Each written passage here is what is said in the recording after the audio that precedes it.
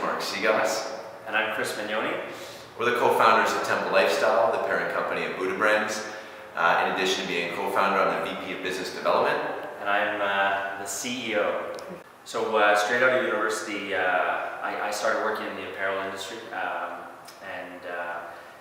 I always loved the apparel industry. I enjoy fashion, but there seemed to be a deeper calling, something that more aligned with my core values. And the opportunity through my travels, I started to find out about healthier for you products, similar to you, going into the healthier eating, restaurants and delis, as well as all the grocers. And when we finally came together, I felt like the natural organic industry really aligned with a lot of my passions and my core values as a person and my lifestyle.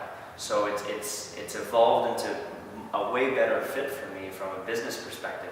It's not even like we're running a business, it's more that we're coming in and enjoying our day-to-day life and just fulfilling a dream versus kind of coming to work, which is, when you look back, it's an inspiring thing to say that you followed a dream and you got into something that you're passionate about versus kind of going after money and trying to find passion through money. The funny thing when you're an entrepreneur, you don't think you make a lot of mistakes, but it's quite the contrary. You make 1,000 mistakes all the time. The necessity is to make a lot of mistakes as fast as possible and learn from them. So one of our first mistakes was actually incorporating the company. When we went to make the incorporation, they actually incorporated us just in the province or state instead of the entire country. So we had to go back like a few weeks later and try to fix all that, unincorporate, reincorporate. It's like a disaster from the get-go. But again, it taught us a quick learning lesson, and boom, we fixed it and went on. So a couple of, it's funny when we talk about failures and setbacks, I'd say the greatest ones, and then they still happen to this date, are all the no's that we get when we go after opportunities and prospects. You got to be pretty resilient and persistent to continue to go after customers, potential customers and prospects. I mean, and some of them where you think you're getting that business, and then they have you fly in, and they tell you no to your face that they've gone with your competitor. We've seen some of them go the opposite way, which they'd actually bring us in, and then we've seen some come along where we have to wait literally another year before we get an opportunity to get into those stores. I think the biggest thing when you talk about learning and the hurdles you have to overcome from an entrepreneurial standpoint, from a business standpoint, they're never ending. If you think you kind of work in a vacuum, it's just not the case. As soon as you kind of get into a sweet spot, boom, something comes out of left field. And I think being able to adjust and handle these challenges as they come is a true testament to entrepreneurs because it isn't easy. That being said, is the one thing that I think anybody, and we've been able to harness, is that we are constantly learning from our mistakes, from our failures.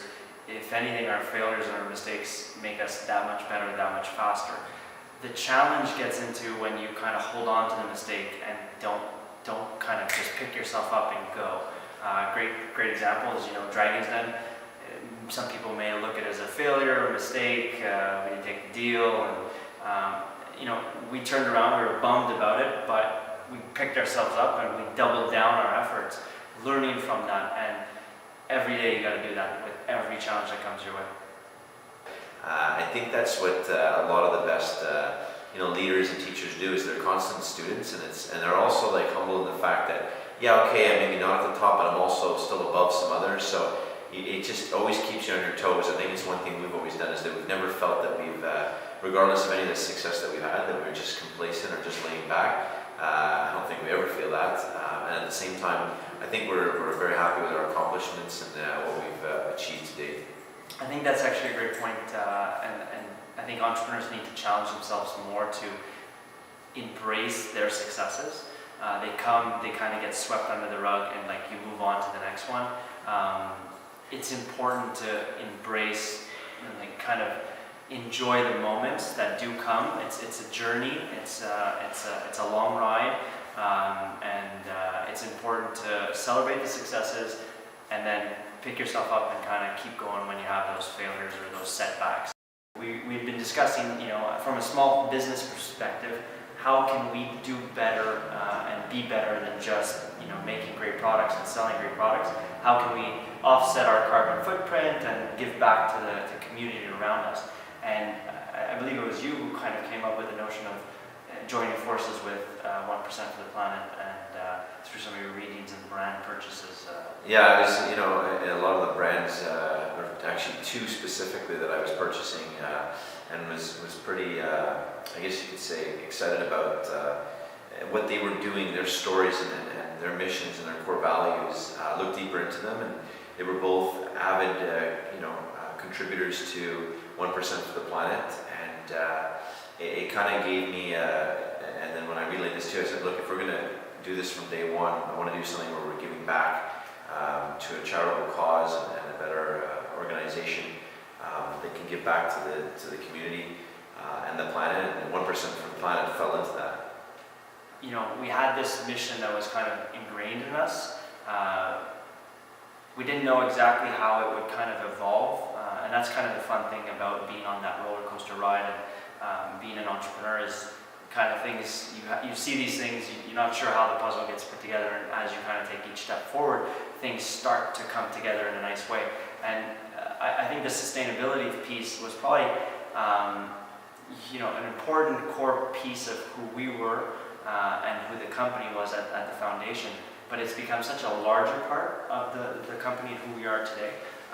We've even made some pretty audacious goals of donating $2 million back to sustainable causes by 2026. And for a small company of our nature, or a relatively small company, it's a big commitment, but it's driving such passion and motivation throughout our organization, and it's fun. It's a lot of fun.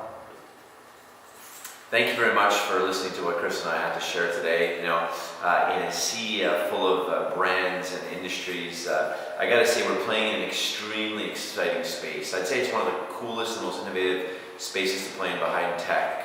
Better for You Foods is really taking over the world, and I think it's more of a movement than anything. One thing I can say about our brand is the passion and the people behind it are going to continue to drive it to another level. If you're looking for a new opportunity, if you like to get shit done and you're hungry for success, go check out our website under our career page for more information on open opportunities. Murphy, come on. Oh, you got your knee right on my crotch. Look at the camera. That's Murph.